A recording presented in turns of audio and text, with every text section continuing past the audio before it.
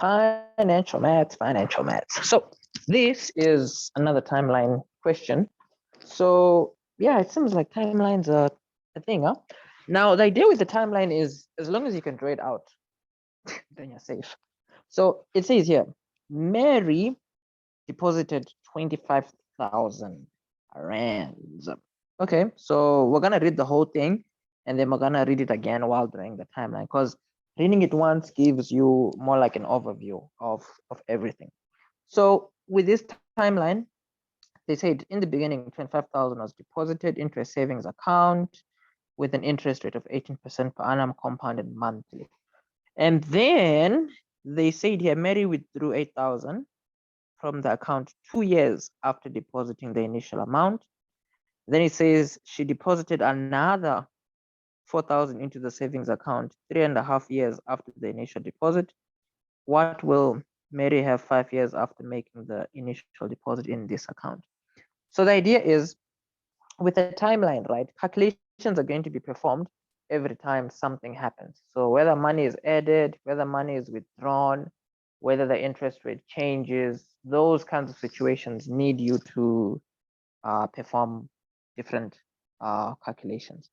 So anyways, here it says, in the beginning, right, 25,000 was deposited. Okay, fine. So let's put here plus 25,000.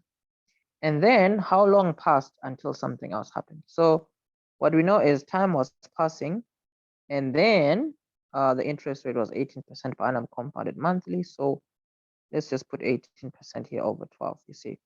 So the percentage symbol, you have to put it there if you want to use the number 18 in your calculator.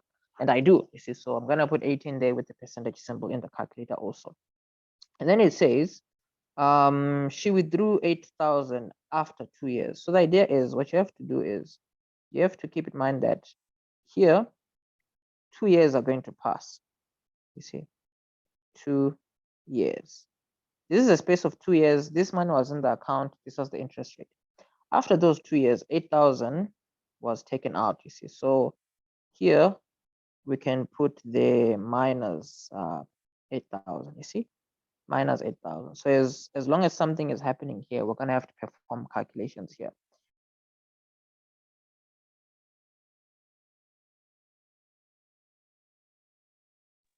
Calling me, but let's find out. Anyways, let us carry on.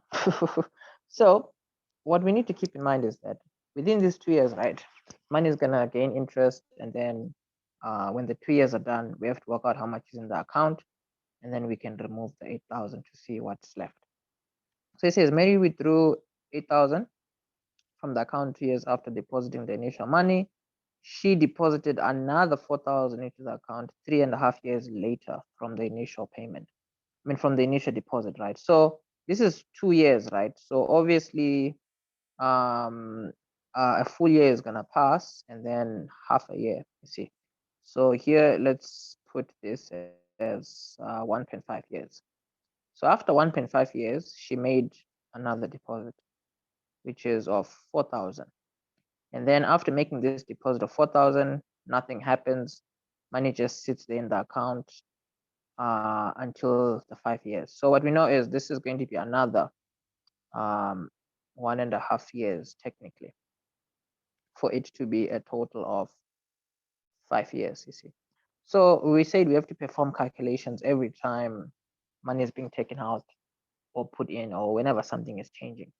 So the idea is here, we have to perform calculations. Here, we have to perform calculations, and then here we have to perform a calculation. The fortunate thing is throughout the whole time period, the 18% per annum compounded monthly is our interest rate. So for our first calculation, we have to find out how much is in the account before removing this 8,000. So what we know is it's compound interest, right? So A is equal to P 1 plus I to the power of N. Our value of P is the 25,000. And then our interest rate, we said it's 18% over 12. The whole thing to the power of, remember it's 2 years, right? So it's 2 times 12, which is like 24. So we need to see how much all this is gonna be. 25,000 in the calculator. 1 plus 18 shift percent over 12, the whole thing to the power of 24. And then what's our final mark here? This is like 35,737.5703. Perfect. So this being our answer, right? What we know is we have to remove 8,000 now. So 8,000 is going to be removed from this money.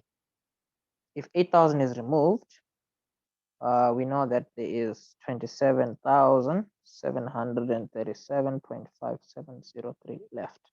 Because you just want to trace how much is in the account throughout the time period, right? So with all this being said, what we know is that when this money was not taken out, the money set in the account for 1.5 years, and then money was added. So we need to see how much is in the account after 1.5 years. So 1.5 times 12, because all I'm doing is I'm making this the p-value again, and then I'm putting here 1 plus 18% over 12. The whole thing is to the power of 1.5 times 12, you see. 1.5 times 12, that is giving us 18. Put 18 over there. So we're seeing how much is going to be in the account here after 1.5 years, right? Because after this 1.5 years, we have to add 4,000 into the account and then carry on tracking our balance, you see. So this is over 12, the whole thing to the power of 18. This is giving us 36,262.45279. Now what we know is 4,000 was added, right? So adding 4,000 to this, let's see what we're going to have there. We're going to have there 40,262.45279. So this money is going to sit for another 1.5 years, you see, without nothing happening. So 1 plus our interest rate is still the same. And then this is to the power of 18 again, because 1.5 times 12 is 18. And then let's see what this is going to be.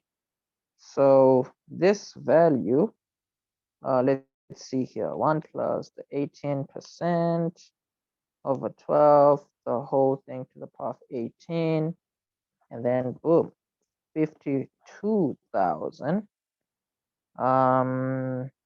What is this? 52,636.74063. And that is the way we like it. Then that's your final answer, you know. So after the 5 years, there's 52,000 in there, almost double the money. So yeah, man, we love to see it. That's that for this 6-mark question. Oh, what am I doing, bro? Just stop the thing.